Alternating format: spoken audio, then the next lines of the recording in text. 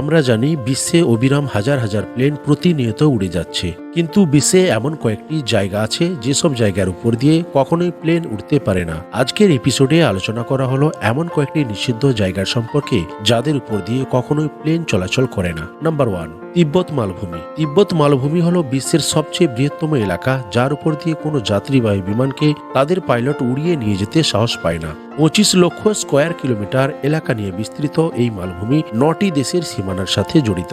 এই এলাকার উপর দিয়ে বিমান না চলাচলের প্রধান কারণ হলো এই এলাকার সুবিশাল পাহাড়গুলি, যেগুলি চীন থেকে শুরু করে নেপাল, ভুটান থেকে শুরু করে আফগানিস্তানে গিয়ে শেষ হয়। এখানকার পাহাড়গুলির গড় উচ্চতা 14,000 ফুট। সাধারণত যাত্রীবাহী বিমানগুলি 35,000 ফুট উঁচু দিয়ে ওড়ে, যদিও বিমানগুলি সাধারণভাবে এই পাহাড়গুলির অনেক উপর দিয়েই ওড়ে। তবে বিমানগুলির জরুরিকালীন অবস্থায়, যেমন কেবিনের প্রেসার লিক হয়ে যাওয়া কিংবা ইঞ্জিনের সমস্যা বা অন্যান্য কোনো যান্ত্রিক সমস্যা হলে এমত অবস্থায় ওই সব বিমানের অক্সিজেন লোয়ার একেবারেই কমে যায়, আর ওই পরিস্থিতিতে পাইলটকে মাত্র 20 মিনিটের মধ্যে জরুরিকালীন অবস্থায় মাত্র 12,000 ফুট উচ্চতায় নেমে আসতে হয়। কিন্তু এই তিব্বত মালভূমির এলাকার গড় উচ্চতা যেহেতু 12,000 ফুটের চেয়ে বেশি, তাই ধাক্কা খেয়ে যাওয়ার সম্ভাবনা প্রবল থাকে। এজন্য এই এলাকার উপর দিয়ে প্লেন বরাবর এড়িয়ে চলে। নাম্বার 2, মক্কা শহর। সৌদি আরবের পবিত্র মক্কা নগর বিশ্বের মুসলিমদের কাছে সবচেয়ে প্রসিদ্ধ শহর, কেননা এই শহরের মধ্যেই রয়েছে পবিত্র কাবা শরীফ। আর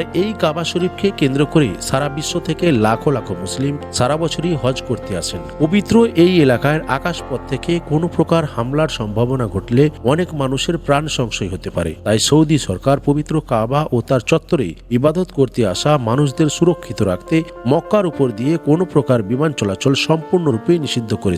তাই মক্কা শহরের আকাশপথ সীমানা বরাবরের মতো নো ফ্লাই জোন হিসেবেই চিহ্নিত। নাম্বার 3, উত্তর কোরিয়া। উত্তর কোরিয়া বিশ্বের এমনই এক দেশ যার আকাশপথ সবচেয়ে বিপজ্জনক হিসেবে ধরা হয়, কেননা এখানে উত্তর কোরিয়ান সেনাবাহিনী যে কোনো সময় বা যে কোনো স্থানে হঠাৎ হঠাৎ মিসাইল লঞ্চ করে।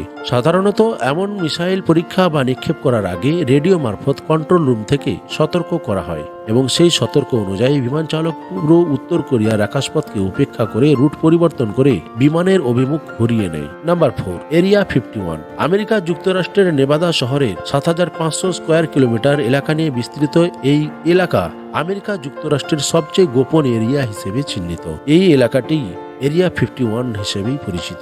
আমেরিকার এই এলাকাটিকে নিয়ে জনগণের মধ্যে সর্বদা বিতর্ক চলে। বেশিরভাগ লোকের মতে আমেরিকান সেনাবাহিনী এই এলাকায় তাদের গোপন অস্ত্রের পরীক্ষা করে। এমনিতেই দুই দিকে পাহাড় ঘেরা এই এলাকা তেমন একটা মানুষের চোখে পড়ে না, কিন্তু আকাশপথ থেকে এই এলাকাকে খুব সহজেই দেখা যায়। যাতে আকাশপথ থেকে এই এলাকাটিকে দেখা না যায়, সেজন্য আমেরিকা সরকার এই এলাকাটিকে নো ফ্লাই জোন হিসেবে চিহ্নিত করেছে।